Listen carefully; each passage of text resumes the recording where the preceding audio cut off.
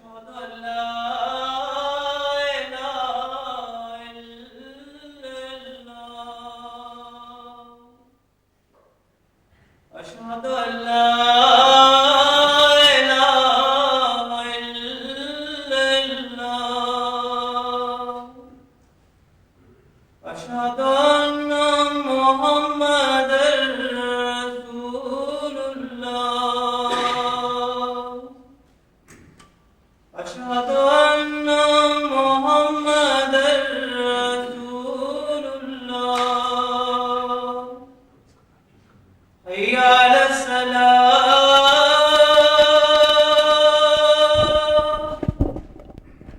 حي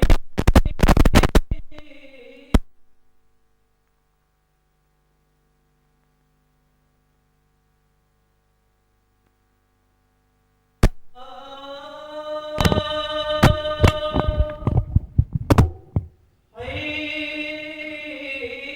على الفلاح.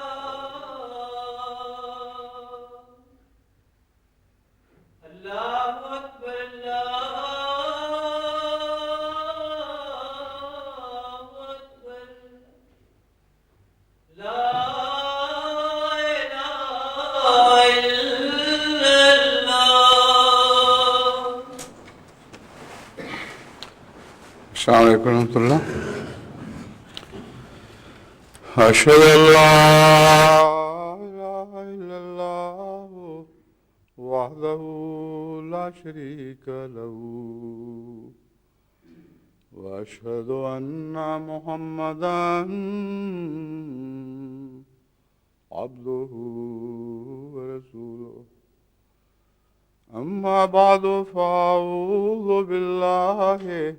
من الشيطان الرجيم. بسم الله الرحمن الرحيم.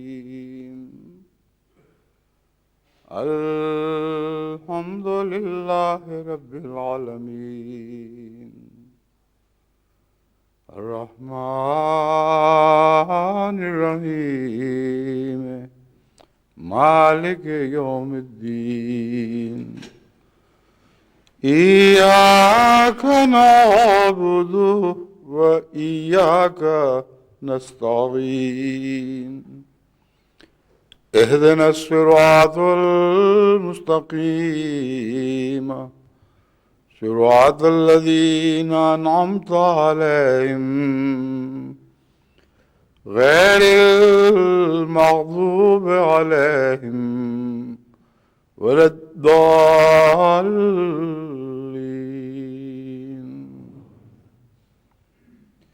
يا أيها الناس قد جاءكم برهان من ربكم وأنزلنا إليكم نورا مبينا. وأما الذين آمنوا بالله واعتصموا به فسيدخلهم في رحمة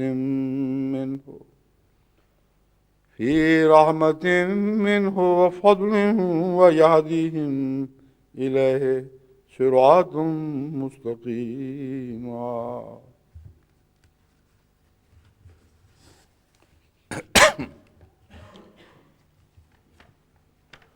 یہ آیات جو میں نے تلاوت کی ہیں ان کے ترجمے اور ان کی تشریح سے پہلے میں یہ اعلان کرنا چاہتا ہوں کہ جماعت احمدیہ نیوزی لینڈ کا 7واں جلسہ سالانہ اتوار 17 دسمبر کو منعقد ہو رہا ہے، اور صدر صاحب جماعت نے سب دنیا کی جماعتوں کو السلام علیکم بھی پہنچایا ہے اور اس موقع پر ان کو دعا میں یاد رکھنے کی درخواست کی ہے.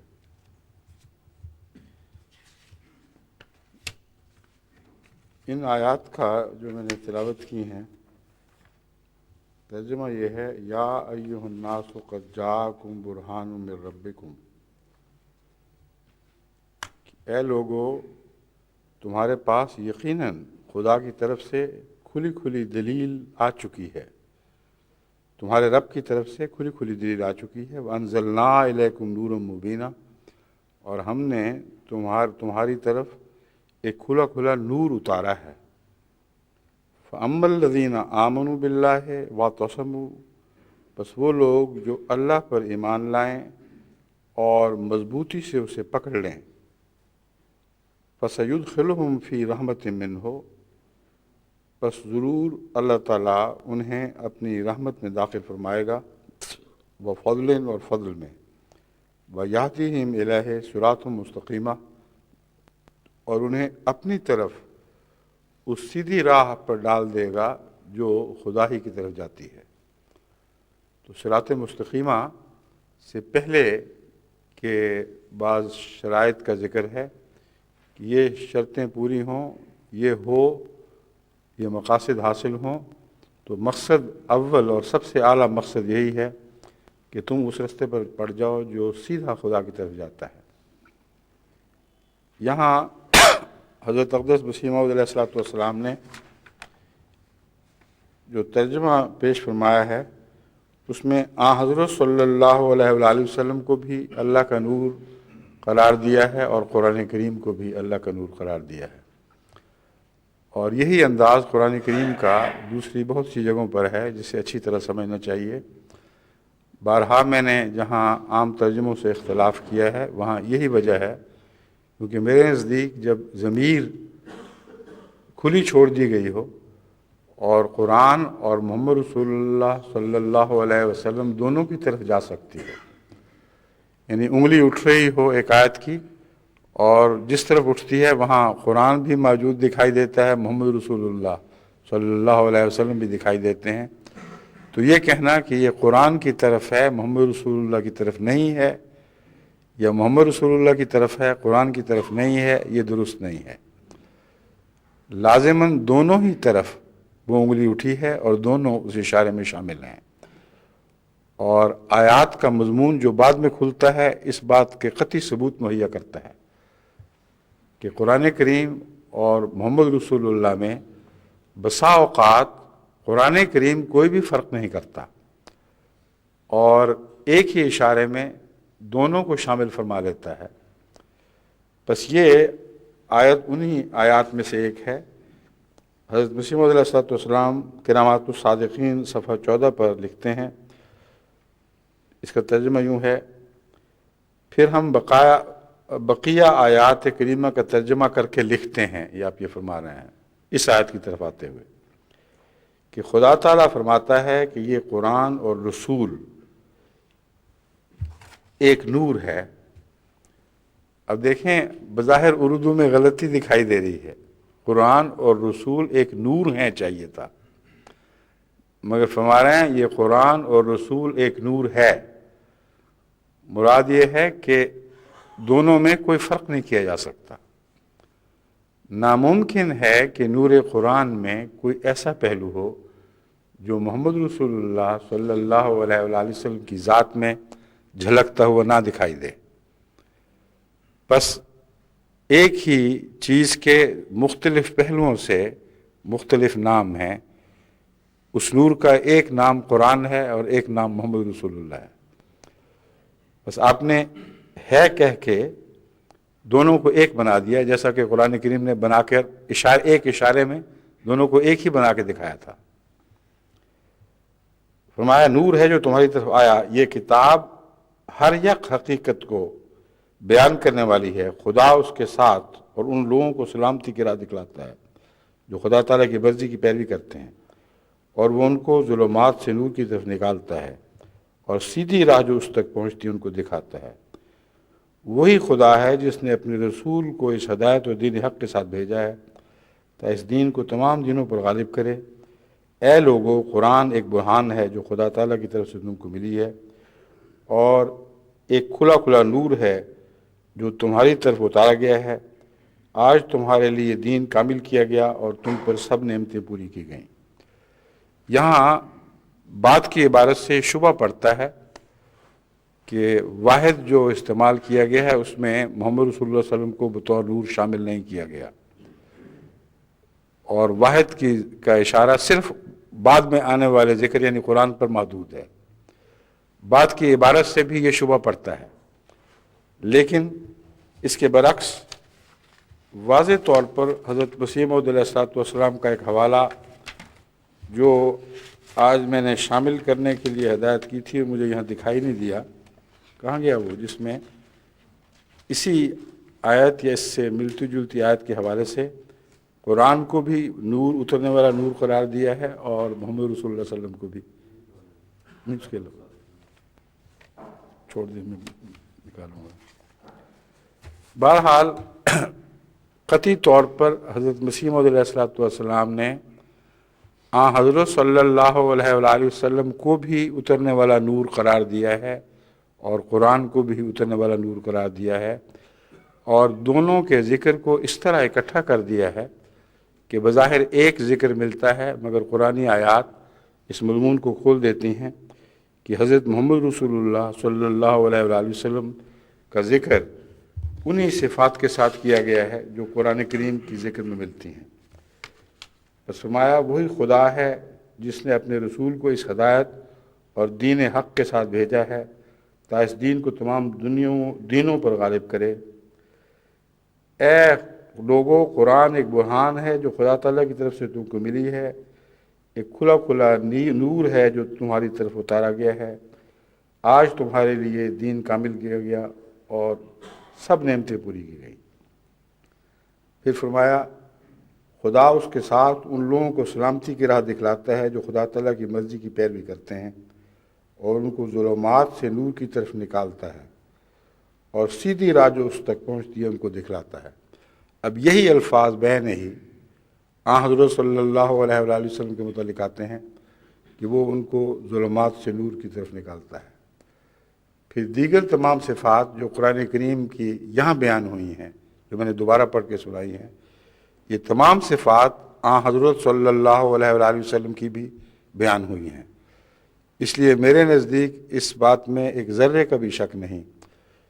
کہ قرآن جب بھی محمد رسول اللہ اور کتاب اللہ کا ذکر کر کے دونوں کی طرف یا ایک ضمیر سے اشارہ کرتا ہے تو وہ ضمیر دونوں پر شامل ہوتی ہے۔ اس کی ایک اور دلیل ہمیں سورہ کہف کی پہلی آیت اور سورہ طٰہٰ کی ایک درمیانی آیت سے ملتی ہے۔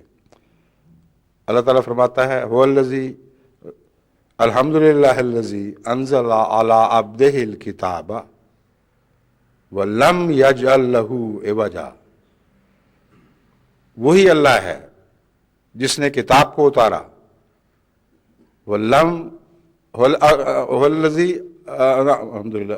الحمدللہ الذی انزل علی عبدہ الکتاب، جس نے اپنے بندے پر یہ کامل کتاب اتاری۔ اب دو ذکر اکٹھے ہو گئے، ایک بندہ اور ایک کتاب،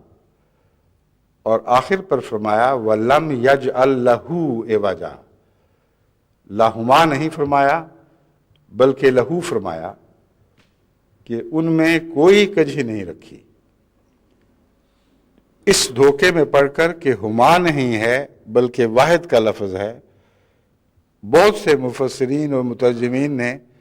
اس کا ترجمہ کرتے وقت ضمیر کو ایک کی طرف خاص کر دیا، چنانچہ اکثر ترجموں میں آپ کو یہ ضمیر قرآن کی طرف دکھائی دے گی۔ ترجمہ کرنے والے اس کا مطلب سمجھتے ہیں کہ جب خدا نے کہا لم یجعل لہ عوجا، اس میں کوئی کجی نہیں رکھی، تو یا محمد رسول اللہ مراد ہیں یا قرآن مراد ہے۔ اور قرآن کی حق میں اکثر مفسرین نے ترجمہ کر دیا کہ کتاب کی صفات بیان ہو رہی ہیں، کتاب ہی مراد ہے۔ لیکن بعض مفسرین نے اس مضمون کو بھانپ لیا اور یہ اعلان کی، یہ وضاحت کی کہ اس ضمیر میں محمد رسول اللہ بھی شامل ہیں اور قرآن کریم بھی شامل ہیں۔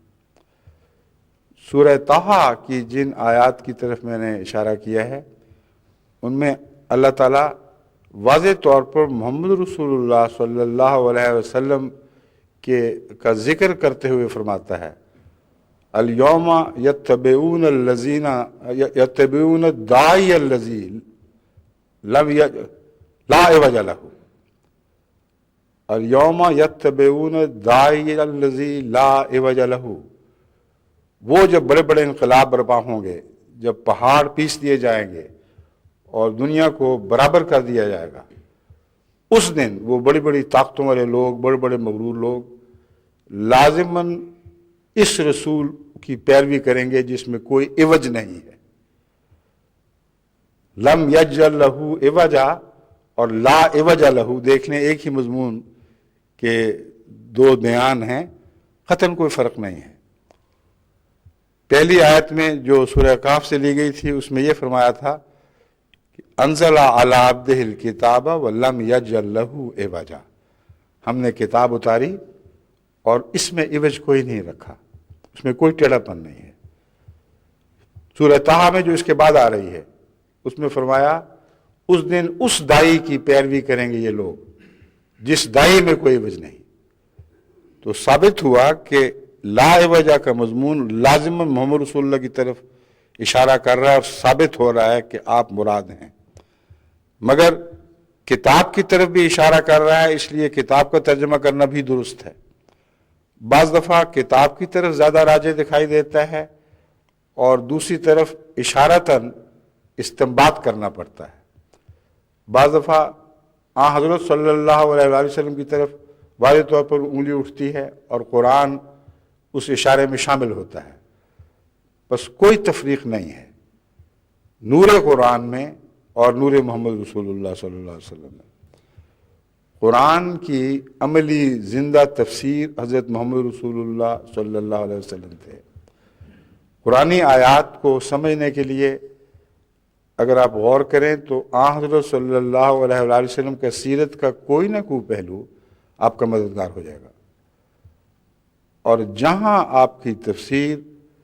نور محمد رسول اللہ سے ہٹتی ہوئی دکھائی دے گی وہیں وہ ظلمت میں داخل ہو جائے گی، اس کا نور محمدی سے کوئی تعلق نہیں ہے۔ میری ہرگز مراد یہ نہیں کہ خالصتاً حدیثوں سے اور حدیثوں کے حوالے سے تفسیر کی جائے۔ حضرت صلی اللہ علیہ وآلہ وسلم کا وجود ایک ایسا دمکتا ہوا بلا شبہ نور ہے جس کا تصور بالکل واضح اور قطعی ہے۔ مثلا کوئی ایسی حدیث ہو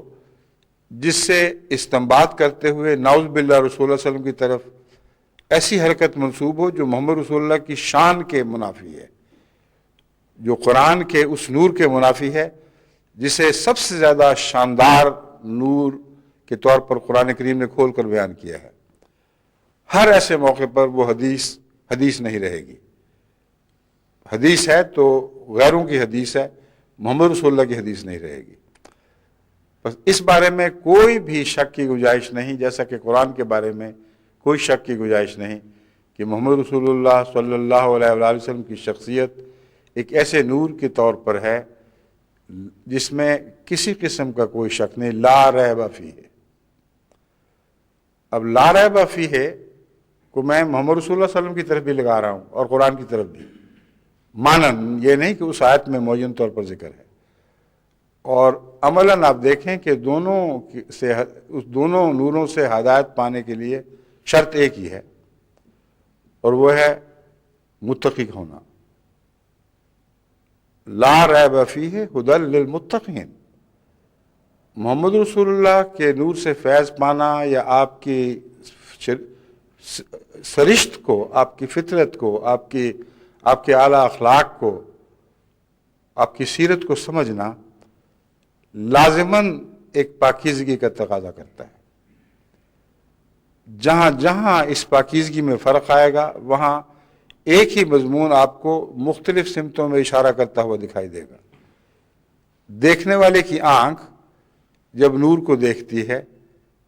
تو طرح طرح سے دیکھتی ہے، بعض لوگوں کو سبز اور سرخ بھی کالا اور سفید ہی دکھائی دیتا ہے، بعض لوگوں کو گلابی دکھائی دیتا ہے، بعضوں کو مدھم دھندلا سا جیسے ایک دودھیا سی سفیدی سامنے آئی ہو ویسا دکھائی دیتا ہے، بعضوں کو اس میں کئی قسم کے سیاہی کے داغ دکھائی دیتے ہیں، بھتنے سے ناچتے نظر آتے ہیں۔ تو یہ سارے بدنی یا جسمانی تقویٰ کی کمی سے ہیں۔ تقویٰ اس اندرونی نور کو کہتے ہیں جو وہی بات دیکھتا ہے جو حقیقت میں باہر ہے۔ اس اندرونی نور میں جہاں کمی آئے گی، جیسا انسان کے دیکھنے کی طاقت میں خرابی پیدا ہو جائے تو وہاں لازماً ریب دکھائی دیں گے۔ شبہ پیدا ہو جائے گا کہ یہ رنگ تھا یا وہ رنگ تھا، اس شکل کا آدمی دیکھا ہے کہ اس شکل کا آدمی دیکھا گیا۔ بس قرآن اور محمد رسول اللہ صلی اللہ علیہ وآلہ وسلم ایک ہی نور کی دو صورتیں ہیں، اور جتنا بھی حضرت صلی اللہ علیہ وآلہ وسلم کی ذات اور صفات پر غور کریں، جو مطالب کھلتے ہیں وہ سب قرآن کے مطالب ہیں، ایک بھی غیر قرآنی مطلب اس سے دکھائی نہیں دیتا، تمام تر قرآنی مطالب ہیں۔ بس اس پہلو سے جب ہم نور کی گفتگو کرتے ہیں یا کریں گے تو یاد رکھیں کہ ذکر قرآن کا چل رہا ہو تو محمد رسول اللہ بھی اس ذکر میں شامل ہیں، ذکر رسول کا چل رہا ہو تو قرآن اس میں شامل دکھائی دے گا۔ بس برہان جو اتاری گئی رب کی طرف سے اور نور مبین اتارا گیا، وہ ایک زندہ برہان حضرت محمد رسول اللہ بھی تھے اور قرآن بھی تھا۔ ایک نور محمد رسول اللہ بھی تھے اور قرآن بھی تھا۔ یہاں اگر قرآن نور ہے تو اس آیت کو کہاں لے جائیں گے جہاں مثل نور ہی میں واضح طور پر محمد رسول اللہ کا ذکر ملتا ہے اور ایک زندہ ظاہری وجود کا ذکر ملتا ہے۔ بس ایک ہی جگہ دو معنی یا مختلف جگہوں میں وہی معنی الگ الگ دیکھیں، انگلی ایک ہی طرف اشارہ کرتی ہے یا دونوں انگلیاں ایک ہی طرف اشارہ کریں گی، یعنی محمد رسول اللہ صلی اللہ علیہ وسلم اور قرآن کریم۔ قرآن کریم کو مضبوطی سے پکڑنا حبل اللہ کے طور پر ضروری قرار دیا گیا، اور حضرت صلی اللہ علیہ وآلہ وسلم کو بھی مضبوطی سے حبل اللہ کے طور پر پکڑ لینا ضروری قرار دیا گیا۔ ایک پہلو سے حبل اللہ قرآن ہے، دوسرے پہلو سے حبل اللہ حضرت محمد رسول اللہ ہے، اور ان دونوں کے درمیان کوئی تفریق نہیں ہو سکتی۔ ناممکن ہے کہ کوئی شخص یہ کہے میں نے قرآن پر تو مضبوطی سے ہاتھ ڈال دیا ہے مگر محمد رسول اللہ پر مضبوطی سے ہاتھ نہیں ڈالا ہوا، کہیں کہیں کچھ کمزوری رہ گئی ہے، کہیں کوئی رخنہ رہ گیا ہے، یہ ناممکن ہے۔ اگر قرآن پر ہاتھ ہے تو سیرت محمدی پہ بھی پورا ہاتھ ہونا چاہیے اور کوئی فرق نہیں ہو سکتا۔ بس قرآن پر ہاتھ ڈالنا تو ہر کس و ناقص کا کام بھی نہیں ہے، اس کے لیے جو گہری فہم کی ضرورت ہے اس کے لیے بھی تو ایک نور چاہیے، اور بغیر اس نور کے آپ اس نور کو دیکھ نہیں سکتے جو اللہ تعالیٰ کی طرف سے اتارا گیا، اور اس نور کو دیکھنے کے لیے کمی تقویٰ کی کمی سے ہوتی ہے۔ اب ان دونوں باتوں کو ملا کر دیکھیں تو پھر اس حدیث کی سمجھ آتی ہے کہ جہاں حضرت صلی اللہ علیہ وآلہ وسلم نے تقویٰ کا ذکر فرماتے ہوئے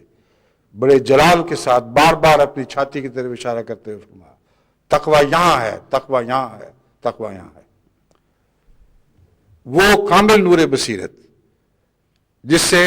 قرآن کی ہر ہدایت کو دیکھنے کی صلاحیت پیدا ہوتی ہے، وہ تمام تر حضرت محمد رسول اللہ کو نصیب ہوا تھا۔ بس اگر کسی کی نظر کمزور ہو تو دیکھنے والے کا سہارا لیا کرتا ہے، خالی لاٹھی سے تو زندگی کے گزارے نہیں چلتے، لاٹھی سے ٹٹولتا ہوا اندھا جاتا ہے پھر بھی ٹھوکریں کھاتا ہے، مگر لاٹھی سے بہتر وہ کتے ہیں جن کو کچھ دکھائی دیتا ہے اور جو اپنے مالک کو ہمیشہ خطروں سے بچا کر چلتے ہیں، اور وہ جس کو کامل نور بصیرت عطا ہوا ہو اس کے ہاتھ میں ہاتھ دیا جائے تو اپنی آنکھوں کی سب خرابیوں سے بچ کر، ان کے شرور سے جو اپنے نفس کے شرور ہیں ان سے پہلو تہی کرتے ہوئے ان سے بچ کر قدم قدم صحیح ہدایت کی طرف چلنے کی توفیق مل سکتی ہے۔ اور ان معنوں میں ہی حضرت صلی اللہ علیہ وآلہ وسلم وسیلہ ہے، انہی معنوں میں قرآن وسیلہ ہے، اور انہی معنوں میں آخر صراط مستقیم پر پہنچنے کا ذکر ملتا ہے ان آیات میں۔ اب دوبارہ اس کو آپ ان کو سنیں تو پھر آپ پر یہ بات خوب کھل جائے گی۔ یا ایھا الناس قد جاءکم برہان من ربکم وانزلنا الیکم نورا مبینا، اے لوگو تمہارے پاس ایک کھلی کھلی روشن دلیل آ چکی ہے، اور روشن دلیل ایسی جو صدیقوں کو دکھائی دیتی ہے اور جانتے ہیں کہ اس سے بڑی دلیل کوئی نہیں۔ اس دلیل کے طور پر حضرت مسیح موعود علیہ السلام فرماتے ہیں اگر خواہی دلیلی عاشق اشباش محمد ہست برہان محمد، اگر دلیل ڈھونڈ رہے ہو تو عاشق ہو جاؤ، کیونکہ برہان جس کا ذکر ملتا ہے وہ خود محمد رسول اللہ ہی ہے۔ محمد سے بڑھ کر محمد کی اور کوئی برہان نہیں ہے۔ بس وہاں یہ نہیں کہا کہ محمد کو دیکھنا ہے تو پہلے قرآن سمجھو، قرآن سمجھنے کی سب میں کہاں سے توفیق ہے؟ وہ نور ہی نہیں ہے جس کے ذریعے نور قرآن دکھائی دے یا کامل طور پر دکھائی دے سکے، مگر محمد رسول اللہ ایسے مبین نور ہیں جو دور دور تک دکھائی دیتے ہیں، مگر اس کے لیے بھی کچھ اندرونی صداقت کا ہونا ضروری ہے، اور یہ نور قرآن کے نور کے مقابل پر زیادہ عیاں ہے کیونکہ انسانی شکل میں ہے، زیادہ قریب الفہم ہے کیونکہ انسانی فطرت اس کو دکھانے میں، اس کو سمجھانے میں انسان کی مددگار ہو جاتی ہے۔ لیکن تقویٰ کی وہاں بھی شرط ہے، لیکن وہ تقویٰ نہیں جو علم عطا کرتا ہے، وہ تقویٰ اور ہے، اور ایک تقویٰ یہ ہے کہ جہاں سچ دیکھا وہاں اسے پہچان لیا۔ چنانچہ آن حضرت صلی اللہ علیہ وآلہ وسلم کو دلیل سمجھنے کی سب سے زیادہ عظیم الشان مثال حضرت ابو بکر صدیق رضی اللہ تعالیٰ عنہ کا ایمان لانا ہے۔ جب آن حضور صلی اللہ علیہ وآلہ وسلم نے دعویٰ فرمایا تو حضرت ابو بکر صدیق وہاں موجود نہیں تھے، بلکہ کسی سفر پر گئے ہوئے تھے۔ جب واپس تشریف لائے تو آپ کی لونڈی نے اس خیال سے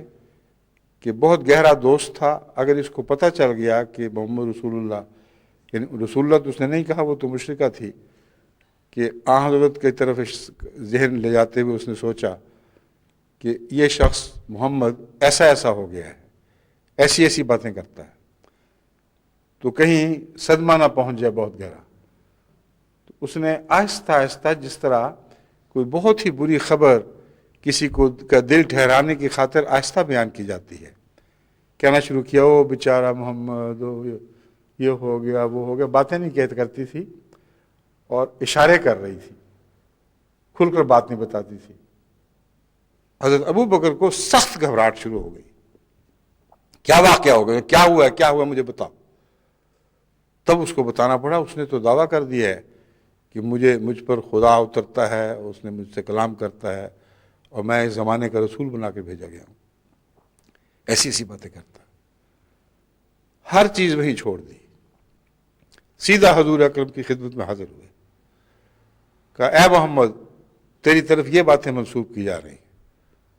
بتا کیا تو نے ایسا دعویٰ کیا ہے؟ آن حضرت صلی اللہ علیہ وآلہ وسلم کو بھی وہی فکر لاحق ہوئی کہ میرا عزیز دوست ہے، اگر اچانک میں نے اس کو بتا دیا تو کہیں ٹھوکر نہ کھا جائے۔ تو آپ نے فرمایا سنو ابو بکر، یہ بات ہے، یہ دلیل، اس قسم کی باتیں شروع کی۔ تو حضرت ابو بکر نے کہا میں نے تو یہ نہیں پوچھا دلیل کیا ہے، میں یہ پوچھ رہا ہوں کہ آپ نے یہ دعویٰ کیا ہے کہ نہیں؟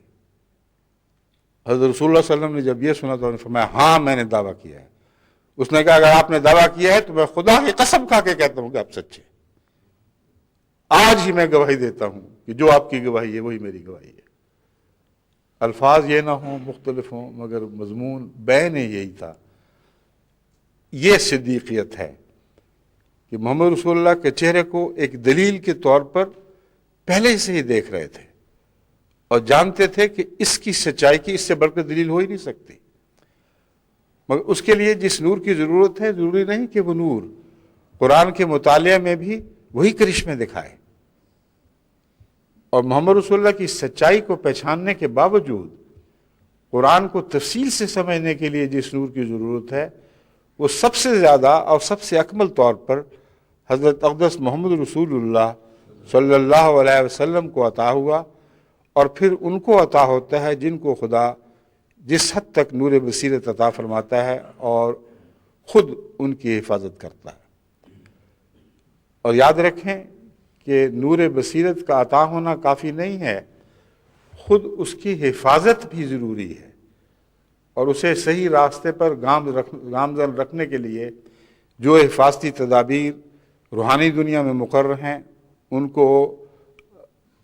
عملاً معمور کر دینا اس بات پر کہ یہ بندہ جس کو ہم قرآن کا کچھ نور دکھانا چاہتے ہیں یہ غلط نہ دیکھے، تم اس کی حفاظت کرو۔ یہ اس لیے واضح اور قطعی حقیقت ہے کہ جہاں قرآن کی حفاظت کا وعدہ ہے وہاں یہ وعدہ شامل ہے، اس کے بغیر یہ وعدہ مکمل نہیں ہو سکتا۔ بس حضرت اقدس مسیح موعود علیہ الصلوۃ والسلام کو اس زمانے میں جب نور فرقان کو ظاہر کرنے کے لیے پیدا فرمایا گیا تو وہی نور بصیرت جو محمد رسول اللہ کی ذات کو پہچاننے، اس پر گواہ بننے کے لیے درجہ کمال کو پہنچ چکا تھا، وہی نور بصیرت قرآن کو سمجھنے میں بھی درجہ کمال کو پہنچا ہوا تھا۔ اور اس پہلو سے اندرونی نور کے مختلف مظاہر میں فرق دکھائی دیتا ہے۔ ایک نور وہ ہے جو صداقت کو پہچانتا ہے اور چہروں پر دیکھتا ہے اور پھر گواہی دیتا ہے، اس کے بعد کسی اور صداقت کی ضرورت، کسی اور گواہی کی ضرورت باقی نہیں رہتی۔ ایک نور اس درجے تک ساخل ہو جاتا ہے کہ نور محمد رسول اللہ کے اندر ایسا مستغرق ہو جاتا ہے، ایسا گہرائی تک اتر جاتا ہے کہ جب قرآن کو پڑھتا ہے تو قرآن کی مخفی راز بھی اس پر روشن ہونے لگتے ہیں۔ مگر وحی الہی کے نور اور محمد رسول اللہ علیہ وسلم کے نور میں ایک فرق یہ ہے، اگر کوئی فرق ہے تو یہ ہے کہ وحی الہی کا نور دائمی طور پر اپنے معانی پر غور کرنے کی دعوت دیتا چلا جاتا ہے اور ہر موقع اور حال کے مطابق وہ معنی اس میں دکھائی دیتے ہیں۔ اور محمد رسول اللہ صلی اللہ علیہ وآلہ وسلم کے نور میں وہ معنی اس طرح سمجھ نہیں آتے سوائے اس کے کہ قرآن کے حوالے سے آپ پیشگوئیاں کرتے ہیں تو پھر وہ معنی دکھائی دینے لگتے ہیں، تو ایک دوسرے کے آئینہ بن جاتے ہیں۔ پیشگوئیاں فی ذات ہی محمد رسول اللہ کی ذات میں نہیں ہیں، فی ذات ہی قرآن کریم میں ہیں۔ آئندہ کی تمام خبریں اور حالات کا چارہ قرآن کریم میں بیان فرمایا گیا ہے۔ حضرت صلی اللہ علیہ وآلہ وسلم کی نور بصیرت نے ان کو دیکھا، سمجھا، اور اس کے علاوہ مزید وحی آپ پر نازل ہوئی، اور وحی کی مدد کے بغیر آپ کو بھی کلیتاً وہ باتیں اس طرح دکھائی نہیں دیں جس طرح آپ نے دیکھی اور پھر ہمیں دکھائیں۔ تو جہاں ہم کہتے ہیں نور کتاب اور رسول ایک ہی چیز کے دو نام ہیں، یہ ایک طرز کلام ہے، اس کو لفظاً اس طرح چسپاں کر دینا کہ بالکل ایک ہی چیز ہے، یہ بالکل نامعقول بات ہے۔ جو تمثیلات کے اعلیٰ پہلو ہیں جو عقلاً ایک دوسرے پر چسپاں کیے جا سکتے ہیں، اسی حد تک تمثیل صادق آتی ہے، ورنہ محمد رسول اللہ علیہ وسلم کو اس کتابت قرآن کی طرح تو لکھا تو نہیں جا سکتا۔ اور قرآن کریم کی بہت سی باتیں ہیں، قرآن کریم جستہ جستہ وحی کی صورت میں نازل ہوا ہے۔ حضرت محمد رسول اللہ علیہ وسلم کے نور کے متعلق یہ بھی آتا ہے کہ سب سے اول بنایا گیا، اور پھر جب آپ پیدا ہوئے تو تمام نورانی صفات آپ کے اندر داخل تھیں، مگر جب تک قرآن نہیں اترا نور علی نور ان پہلوؤں سے نہیں بنے۔ ہر وحی نے آپ کے ایک نور پر جلوہ گری کی ہے، پھر وہاں امتزاج کامل ہوا ہے، پھر ہم کہہ سکتے ہیں کہ وہ نور جو قرآن میں ہے وہی نور محمد رسول اللہ ہے۔ اور اس کو 23 سال لگے ہیں مکمل ہونے میں، مگر یہ سلسلہ نور کی جلا کا، میں جیسا کہ میں نے پچھلے خطبے میں بیان کیا تھا، یہ حضور اکرم صلی اللہ علیہ وسلم کے وصال کے بعد بھی جاری و ساری ہے، اور اسی نور کی پیروی سے اس زمانے میں حضرت مسیح موعود علیہ الصلوۃ والسلام کی تصویر ایک خوبصورت پیکر کی صورت میں ابھری ہے۔ اور جہاں فرق ہیں وہاں فرق ہیں، جہاں مماثلتیں ہیں وہ مماثلتیں ہیں، مگر اولیت بہرحال اولیت ہے۔ اور جو کچھ بھی مسیح موعود علیہ السلام نے نور پایا قرآن اور محمد رسول اللہ سے پایا،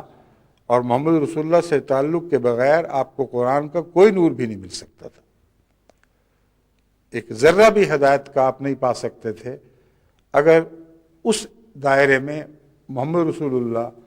صلی اللہ علیہ وآلہ وسلم سے استغنا ہوتا، ضرورت کا احساس نہ ہوتا اور عملاً استفادہ نہ کیا جاتا۔ بس یہ تمام شرطیں اس تعلق میں سمجھنی ضروری ہیں کہ مسیح موعود علیہ السلام کو قرآن اور رسول اللہ سے کیا تعلق تھا۔ بس آپ نے جو نور دیکھا، جو ہمیں دکھایا، وہ آپ کی کتابوں میں اس طرح دمک رہا ہے کہ حیرت ہوتی ہے کہ ایک شخص نے اپنی زندگی کی اتنی مصروفیات کے باوجود اتنے عظیم معارف کیسے بیان کیے، کیسے کھولے، کیسے وقت پایا، اور پھر ان کو اس طرح اجتماعی شکل میں تھوڑے وقت میں تھوڑے بڑے مضمون کو کوزے میں دریاؤں کی طرح بند کر دیا۔ اور اس پر اب غور کی ضرورت ہے، اس پر ہمیشہ گہری نظر سے مطالعہ کرتے ہوئے، دیکھتے ہوئے، بیچ میں اترتے ہوئے اس طرح آپ سفر کریں تو تب حضرت مسیح موعود علیہ السلام کی تحریرات سے آپ استفادہ کر سکتے ہیں، ورنہ کئی دفعہ دھوکے بھی لگ جاتے ہیں۔ ایک ہی تحریر سے بعض دفعہ بعض احمدی یہ سمجھتے ہیں کہ یہاں گویا رسول اللہ صلی اللہ علیہ وآلہ وسلم کی اس ظاہری رویت کا ذکر ہے جس میں آپ نے خدا کو دیکھا، حالانکہ ظاہری رویت خدا کی تو کوئی چیز ہی نہیں ہے، ناممکن ہے، ہو ہی نہیں سکتی، اور کبھی بھی آن حضرت صلی اللہ علیہ وآلہ وسلم کی ظاہری رویت کا کہیں کوئی ذکر نہیں ملتا۔ مگر یہ الگ مضمون ہے، میں آپ کو یہ سمجھا رہا ہوں کہ بعض حضرت مسیح موعود علیہ السلام کی عبارتوں سے اس قسم کے اشتباہات پیدا ہوتے ہیں، پھر پڑھیں تو سمجھ آ جاتی ہے کہ اصل مقصد کیا تھا۔ مثلا ایسا ہی ایک اقتباس میں آپ کے سامنے رکھتا ہوں۔ حضرت مسیح موعود علیہ السلام فرماتے ہیں فَلَمَّا تَجَلَّى رَبُّهُ لِلْجَبَلِ جَعَلَهُ دَكًّا وَخَرَّ مُوسَىٰ صَعِقًا۔ موسیٰ علیہ السلام کا بے ہوش ہو کر گرنا ایک واقعہ روحانی تھا جس کا موجب کوئی جسمانی ظلمت نہ تھی، ایک واقعہ روحانی تھا جس کا موجب کوئی جسمانی ظلمت نہ تھی، بلکہ تجلیات صفات الہیہ جو بغایت اشراق نور ظہور میں آئی تھیں وہ اس کا موجب اور باعث تھیں۔ اب اس مضمون کو اچھا اردو دان بھی فوراً نہیں سمجھ سکتا، کیونکہ زبان اردو ہے تو اردو مگر چوٹی کی اردو ہے جس میں وہ عربی کے تمام الفاظ شامل کیے گئے ہیں جو اس مضمون سے تعلق رکھتے ہیں، اور یہ مجبوری ہے کیونکہ تھوڑی جگہ جب زیادہ مضامین باندھنے ہوں تو اس کے سوا چارہ نہیں رہتا کہ کچھ مشکل رستوں سے گزرا جائے۔ احتیاطاً تاکید بھی فرما دی کہ دیکھو تم یہ نہ سمجھ لینا کہ ایک ہی دفعہ کتابیں پڑھ کر تم فارغ ہو جاؤ گے، تمہیں بار بار پڑھنا پڑیں گی، اور اگر یہ سمجھو کہ ایک ہی دفعہ کی پڑھائی سے تم سب کچھ پالو گے تو یہ تکبر ہے۔ چنانچہ بعض لوگ بڑے سخت گھبراہٹ میں لکھتے ہیں کہ ہم نے تو ابھی تک ایک دفعہ بھی نہیں پڑھی، اگر آج مر گئے تو کیا ہم متکبر مریں گے؟ ان کو میں سمجھاتا ہوں کہ تم نہیں سمجھ رہے بات۔ حضرت مسیح موعود علیہ السلام کا یہ مطلب ہے کہ بعض علماء مثلا یہ سمجھتے ہیں کہ ہمیں ایک دفعہ پڑھنے کی بھی ضرورت نہیں، بعض سمجھتے ہیں ایک دفعہ پڑھ لیا کافی ہو گئی۔ حضرت مسیح موعود علیہ السلام متوجہ فرما رہے ہیں، متنبہ کر رہے ہیں کہ میں نے جو علوم کے خزانے لٹائے ہیں ان میں بارہا اتنا گہرا مضمون اتنی تھوڑی جگہ میں بیان فرمایا ہے کہ عام عقل والا آدمی تو الگ، علماء بھی جب تک اس کو بڑی توجہ سے انکسار کے ساتھ بار بار نہ پڑھیں وہ مطلب نہیں پا سکیں گے۔ یہ مضمون حضرت مسیح موعود علیہ السلام فرما رہے ہیں جو خدا تعالیٰ کی طرف سے نور یافتہ ہیں۔ عام دنیا کے حالات میں شعراء بھی ایسی باتیں کرتے ہیں جن کو پتہ ہو کہ ہم مشکل ہیں، ذرا آگے ہی دام شنیدن جس قدر چاہے بچھائے، مدعا عنقا ہے اپنے عالم تحریر کا یا عالم تقریر کا۔ غالب کہتا ہے کہ ہوش، سوچ، توجہ کے ساتھ سننا اور سمجھنا، سننے کے جال، شنیدن سننا، اس کے جتنے چاہے جال بچھا دے، مدعا عنقا ہے اپنے عالم تقریر یا عالم تحریر کا، کہ ہمارے لکھنے یا ہمارے کلام کا جو مدعا ہے وہ تو عنقا ہے، پھر بھی نہیں پکڑا جائے گا۔ مراد یہ ہے، یا اب یہ مبالغے کی حد ہے، دیکھیں انبیاء تو ایسے مبالغے نہیں کیا کرتے، مگر وہ لوگ جو جانتے ہیں کہ ہم نے بالارادہ زیادہ مضامین باندھے ہیں اور بمشکل انہیں بیان کر سکے ہیں، یہ بھی ایک احساس رکھتے ہیں کہ ہر کس و ناقص اس مضمون کو پا نہیں سکے گا، مگر مضمون کا مشکل ہونا اس کی قدر نہیں گھٹاتا بلکہ اس کی قدر بڑھا دیتا ہے، یہ کہنا چاہتا ہے غالب۔ عنقا ایک ایسے فرضی پرندے کا نام ہے جو اسے ہما ہے، اب مجھے صحیح تلفظ یاد نہیں، عنقا ہے کہ عنقا ہے، میں تو عنقا ہی پڑھا کرتا ہوں۔ وہ کہتا ہے کہ وہ پرندہ جس کے متعلق کہا جاتا ہے کہ اگر اس کا سایہ پڑ جائے کسی پر تو وہ بادشاہ ہو جاتا ہے، وہ پرندہ کسی دام میں ہاتھ نہیں آیا کرتا۔ بس میرے مضمون کو اگر تم پا گئے تو بادشاہ ہو جاؤ گے، دولت مند ہو جاؤ گے، مگر تمہاری توجہ جتنا چاہے سننے کے جال بچھا لے تم اس کو پکڑ نہیں سکو گے، مگر اگر پکڑ لیا تو پھر بہت بڑا مطلب پاؤ گے۔ یہ بات اسی طرح حقیقت سے خالی ہے جیسے عنقا کا وجود خالی ہے، کچھ بھی نہیں، مگر میں آپ کو انسانی فطرت کی بتا رہا ہوں طریقے کہ وہ اس طرح بھی باتیں کرتے ہیں۔ وہ لوگ جو مشکل پسندی کرتے ہیں یا مشکل باتیں لکھنے پر مجبور ہوتے ہیں، توجہ ضرور دلا دیا کرتے ہیں کہ بڑی قیمتی باتیں ہیں۔ حضرت مسیح موعود علیہ السلام تو اللہ سے نور یافتہ تھے، اس لیے نور کا کام ہے کہ ہر رستے کے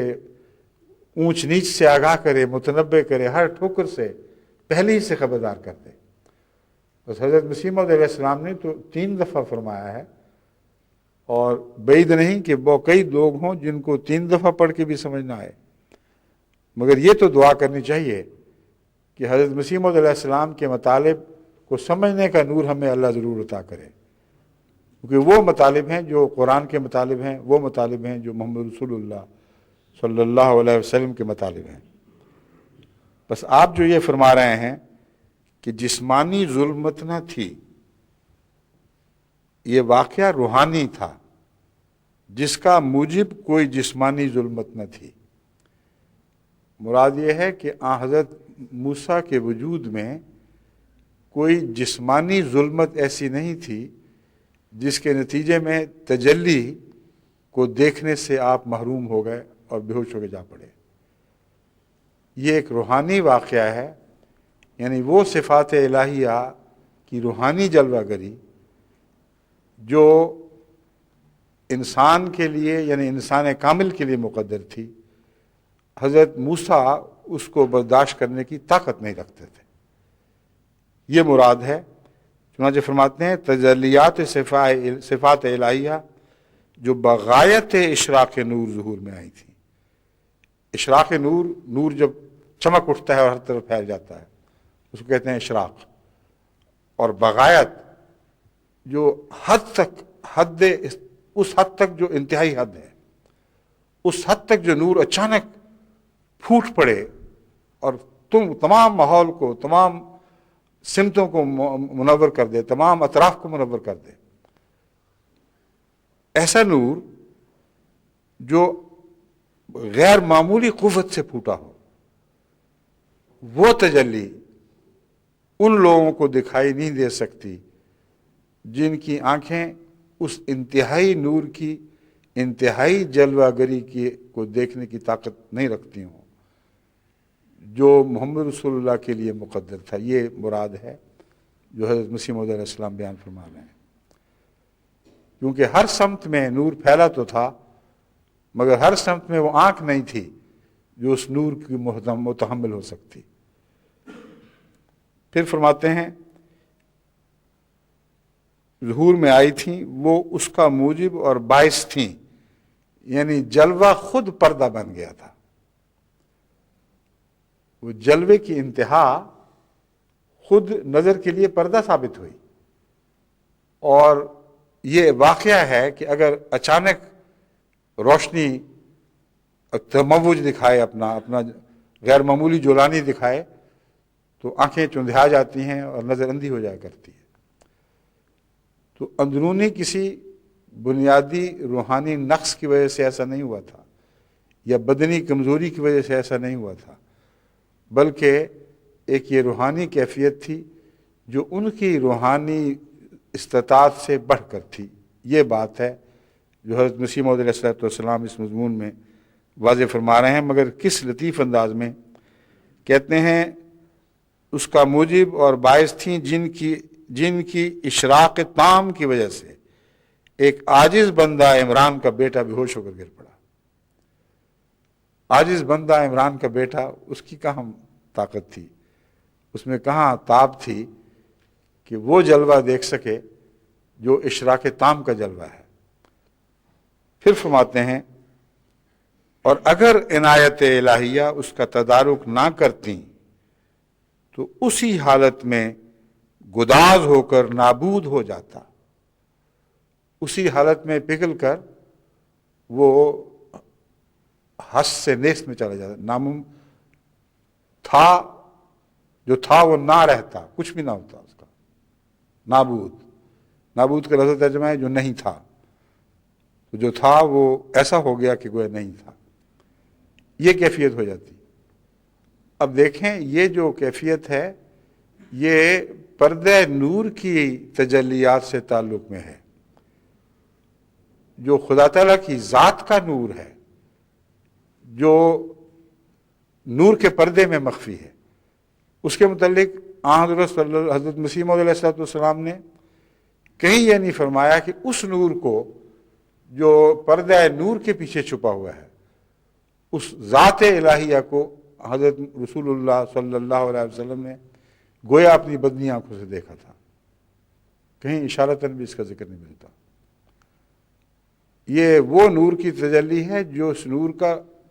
ذکر رسول اللہ صلی اللہ علیہ وسلم فرما چکے ہیں اور بتا چکے ہیں کہ سب پردے ہیں۔ اور حضرت مسیح موعود علیہ السلام اسی کی تشریح میں حضرت سلیمان اور ملکہ سبا والے واقعہ کا بیان کر کے خود فرماتے ہیں کہ جو اصل نور الہی ہے اس کو تو کوئی دیکھ سکتا ہی نہیں، اس کی طرف جو جب نگاہ عام دنیا کی چیزوں میں جب خدا کو جلوہ کر دیکھتے ہیں تو جو دکھائی دے رہا ہوتا ہے ہم اسی کو خدا سمجھنے لگ جاتے ہیں، اور یہ غلطی ہے۔ نور بہرحال پیچھے ہے جس کی حرکت سے دنیا کا ہر جلوہ دکھائی دیتا ہے اور اسی سے پیدا ہوتا ہے۔ بہرحال اس مضمون میں آگے بڑھ کر حضرت مسیح علیہ السلام فرماتے ہیں مگر یہ مرتبہ ترقیات کاملہ کا انتہائی درجہ نہیں ہے۔ یہ جو مرتبہ عطا ہوا ہے موسیٰ کو اور اس سے ملتے جلتے مراتب، یہ ترقیات کاملہ کا انتہائی درجہ نہیں ہے۔ انتہائی درجہ وہ ہے جس کی نسبت لکھا ہے ما زاغ البصر وما طغی، جس کے متعلق لکھا ہے کہ نظر نے دھوکہ نہیں کھایا، وما طغی اور کجی نہیں دکھائی اس چیز میں جو اس کو دکھائی دی۔ اتنا حصہ پڑھنے کے بعد یہ اثر پڑتا ہے کہ پہلے جو تجلیات نور کا ذکر تھا اس سے ہٹا کر حضرت مسیح موعود علیہ السلام اس طرف لے جا رہے ہیں کہ باقی انبیاء نے تو ظاہری نور کو، یعنی خدا تعالیٰ کے اس نور کو دیکھا جو مخلوق کے لیے مقدر تھا، یا مخلوق کی اس کے اعلیٰ مظاہر کے لیے، یعنی انبیاء کے لیے اس کی رؤیت مقدر تھی، ان کی طاقت میں تھی۔ مگر حضرت محمد رسول اللہ صلی اللہ علیہ وسلم نے اس سے بڑھ کر ظاہری آنکھوں سے بھی گویا خدا کو دیکھ لیا۔ یہ ترجمہ درست نہیں ہے، کیونکہ حضرت مسیح موعود علیہ السلام اس کے ساتھ آگے بھی کچھ لکھ رہے ہیں۔ فرمایا زمانہ سیر سلوک میں اپنے واقعات کشفیہ میں بہت سے عجائب میں لفظ انسان بھول گیا تھا، تبھی حیران تھا کہ اس کا فاعل کہاں چلا گیا۔ انسان زمانہ سیر سلوک میں اپنے واقعات کشفیہ میں بہت سے عجائبات دیکھتا ہے، اور وہ انواع و اقسام کی واردات اس پر وارد ہوتی ہیں، مگر اعلیٰ مقام اس کا عبودیت ہے، جس کا لازمہ صاحب اور ہوشیاری ہے، اور شکر اور شطح سے بکلی بیداری ہے۔ مکتوبات احمد بنام میر عباس علی شاہ لدھیانوی۔ یہ جو مضمون ہے اس کا اب خلاصہ میں یہاں اس وقت بیان کر سکتا ہوں۔ آپ کی مراد یہ ہے کہ انسان جب خدا کو دیکھتا ہے تو وہ حالت کشفیہ ہوتی ہے، اس میں کوئی شک نہیں، لیکن حالت کشفیہ میں دو قسم کے تجارب دیکھنے میں آئے ہیں۔ عباس علی شاہ جو بعد میں مرتد ہو گیا تھا، شروع میں اس کا جو معاملات میں چھان بین کرنا، تجسس کرنا، معاملات کی تہ تک اترنا، ایسا رنگ اختیار کیے ہوئے تھا کہ حضرت مسیح موعود علیہ السلام کو اس سے نیک توقعات بھی وابستہ ہوئیں، مگر بدنصیبی اس کی کہ وہ پھر زمین کی طرف جھک گیا اور ان صفات سے فائدہ نہ اٹھا سکا جو اس کی رفع کا موجب بن سکتی تھیں۔ اس لیے عباس علی شاہ کا ذکر کرتے ہوئے مجھے آپ کو بتانا چاہیے کہ یہ اس کا پس منظر ہے۔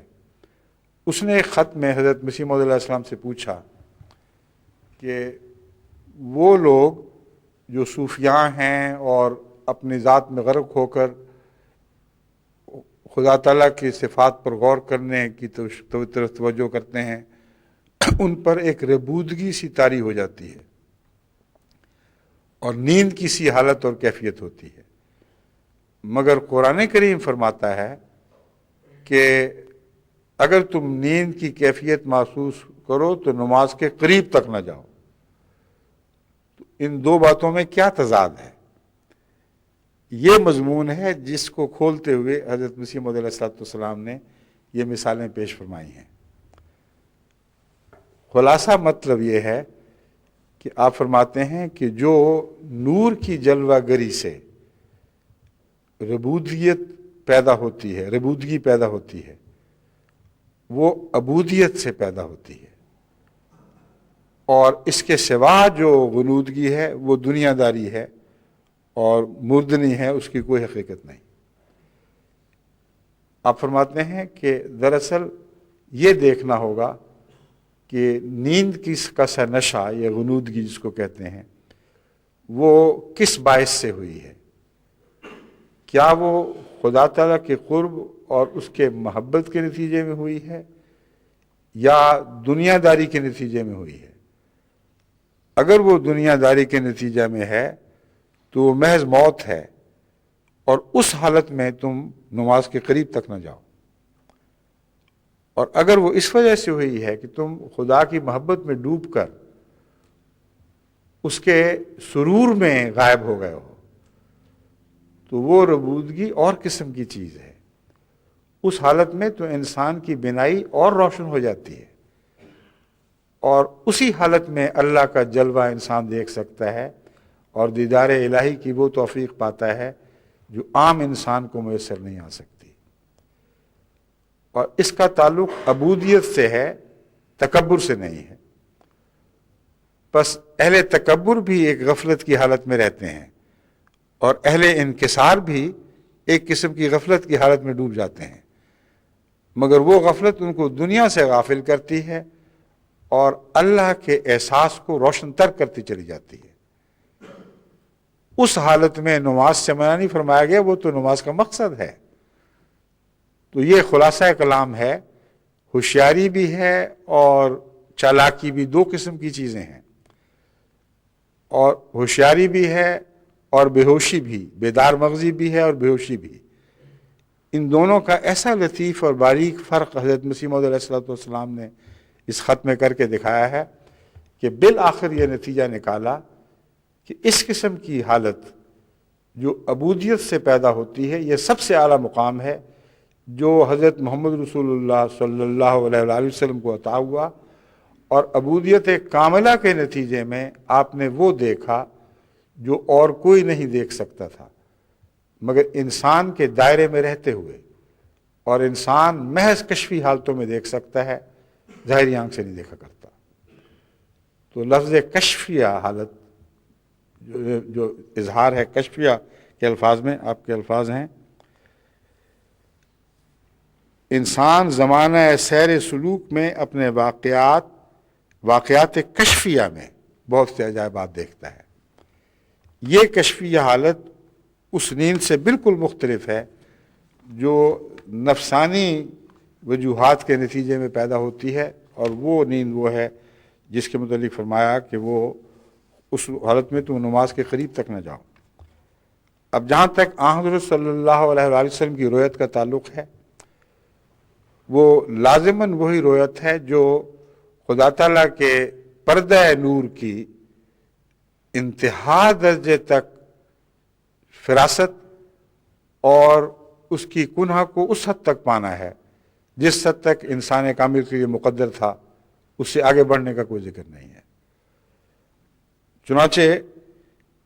حضرت اکرمہ کی ایک حدیث ترمذی کتاب التفسیر میں اس طرح بیان ہوئی کہ حضرت ابن عباس رضی اللہ تعالیٰ عنہ نے کہا کہ محمد صلی اللہ علیہ وسلم نے اپنے رب کو دیکھا۔ اکرمہ کہتے ہیں جب میں نے سنا تو میں نے پوچھا کیا اللہ تعالیٰ یہ نہیں فرماتا لا تدرکہ الابصار وہو یدرک الابصار، کہ اللہ کو آنکھیں نہیں پہنچ سکتی، نظر نہیں پہنچ سکتی، ہاں اللہ نظروں تک پہنچتا ہے۔ تو پھر آپ یہ کیسے کہہ رہے ہیں کہ محمد رسول اللہ صلی اللہ علیہ وآلہ وسلم نے 2 دفعہ اپنے رب کو دیکھا؟ اس پر ابن عباس نے کہا تیرا بھلا ہو، یہ وہ رویت ہے جبکہ اللہ تعالیٰ نے اپنے اس نور کے ساتھ تجلی فرمائی جو اس کا نور ہے۔ وہ رویت ہے جس کی اللہ تعالیٰ نے اپنے اس نور کے ساتھ تجلی فرمائی جو اس کا نور ہے، اور وہ نور کیا ہے؟ حضرت محمد رسول اللہ صلی اللہ علیہ وسلم فرماتے ہیں کہ اللہ کا حجاب ہے، اور اس حجاب سے بڑھ کر کچھ دکھائی نہیں دے سکتا۔ اگر دکھائی دے تو ساری کائنات کالعدم ہو جائے، اچانک حس سے نیست میں منتقل ہو جائے۔ ہر مخلوق آپ نے فرمایا ہے۔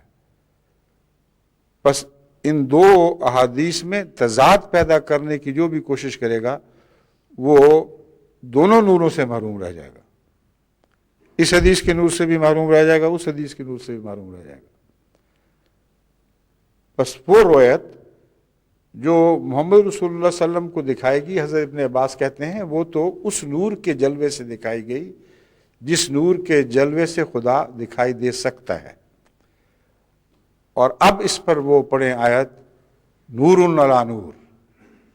کہ محمد رسول اللہ علیہ وسلم کے نور پر عرش سے خدا کا نور اترا ہے۔ وہ نور جو اترا ہے وہ محمد رسول اللہ علیہ وسلم کے نور کے ساتھ بغایت درجہ یکجا ہو گیا، یکجان ہو گیا، ایک ہی چیز تھی جس کے آپس میں ملنے سے تجلی نے غیر معمولی اس طرح جلوہ گری کی ہے جیسے بڑی قوت کے ساتھ کوئی چشمہ پھوٹ پڑتا ہے، اور غیر معمولی رفتیں اس میں پیدا ہوئیں۔ اور یہ نور مخلوق ہے، اور اللہ کی ذات کا نور مخلوق نہیں ہے۔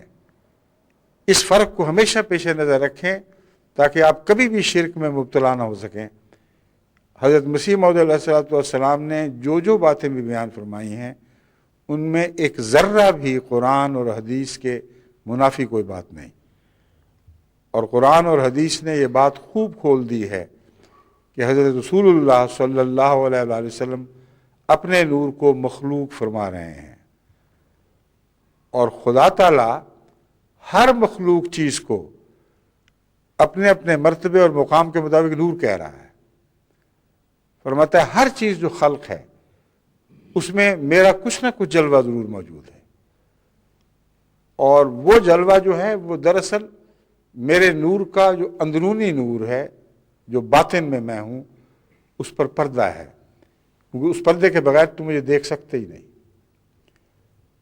بس یہ وہ خلاصہ کلام ہے ان مختلف عبارتوں کے مجموعی طور پر دیکھنے سے، جس کے تعلق میں انشاءاللہ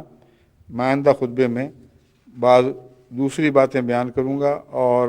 اس پہلو پر بھی کچھ اور روشنی ڈالوں گا. اور حضرت مسیح موعود علیہ الصلوۃ والسلام نے جو مختلف عبارتوں میں اپنے مضمون کو خوب کھولا ہے،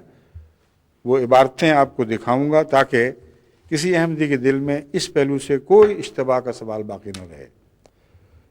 اور اللہ کے فضل کے ساتھ جب یہ باتیں آپ پر روشن ہو جائیں گی تو پھر آپ کے اندر وہ نور چمکنے لگے گا اور بیدار ہونے لگے گا جو آپ کو عطا ہوا ہے. ہر انسان کو عطا ہوا ہے، ہر انسان کی فطرت میں وہ نور رکھا گیا ہے،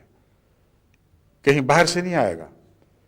یہ نور جب چمکے گا تو پھر آسمان سے شعلہ نور آپ پر بھی اترے گا، اور لازم ہے کہ اترے، کیونکہ حضرت اقدس محمد رسول اللہ کے غلاموں پر آپ کے ماحول میں، آپ کے ارد گرد وہی شعلہ نور اترتا رہا، اور ان کے گھر بھی مشعلیں روشن ہو گئیں، وہ چراغ جلنے لگے جو محمد رسول اللہ کے نور سے روشن ہوئے تھے. بس اس نور کو اس دنیا میں زندہ کرنا، اپنی ذات کو چراغوں میں تبدیل کر دینا، اس دنیا کے اندھیرے دور کرنے کے لیے لازم ہے. ہرگز یہ کوئی ایسا مضمون نہیں جو علمی ذوقی دلچسپیوں کی خاطر بیان کیا جا رہا ہو. ہم میں سے ہر ایک کی ذات سے اس کا گہرا ذاتی تعلق ہے، ہماری زندگی اور موت سے تعلق رکھنے والا مضمون ہے. اس مضمون کو سمجھیں اور نور بنیں گے تو آپ بھی زندہ ہوں گے اور زندہ رہیں گے، اور سارے کائنات کو زندہ کرنے کی صلاحیت آپ میں پیدا ہو جائے گی. اگر اس کے بغیر غفلت کی حالت میں زندگی بسر کریں گے تو غفلت کا نام تو اندھیرے ہیں. پھر ان اندھیروں سے جن سے محمد رسول اللہ صلی اللہ علیہ وسلم نکالنے کے لیے تشریف لائے، ان اندھیروں سے آپ تو پھر کبھی نہیں نکل سکیں گے. اس لیے بہت ہی بیدار مغزی کی ضرورت ہے. جاگیں، ہوش کریں، اٹھیں، اور اپنی ذات میں ان نوروں کو تلاش کریں جو خدا نے آپ کی ذات میں رکھ دیے ہیں، اور حضرت صلی اللہ علیہ وسلم کے حوالے سے آپ کی پیروی میں ان کو جلا بخشیں. بس میں تو اس مضمون کو یوں سمجھتا ہوں، اور آخر پہ یہی آپ کے سامنے عرض کرتا ہوں کہ جس طرح خدا کے نور نے محمد رسول اللہ علیہ وسلم کے نور پر جلوہ گری کی تھی اور نور علی نور بن گیا تھا، آج ہمارے لیے محمد رسول اللہ علیہ وسلم کا نور وہی کام دکھائے گا. جس حد تک آپ اپنے کسی گوشے کو روشن کریں گے یا چمکائیں گے، اسی حد تک وہاں نور محمد مصطفیٰ آپ پر نازل ہو کر آپ کے اندر ایک نور علی نور کا منظر پیدا کر دے گا.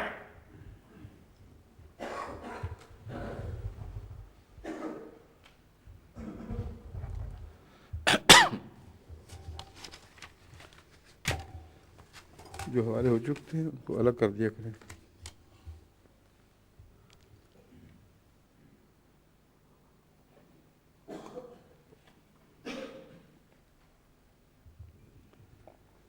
الحمد للہ نحمدہ ونستعینہ ونستغفرہ ونؤمن بہ ونتوکل علیہ ونعوذ باللہ من شرور انفسنا ومن سیئات اعمالنا. من یہدہ اللہ فلا مضل له ومن یضللہ فلا ہادی له. ونشهد أن لا إله إلا الله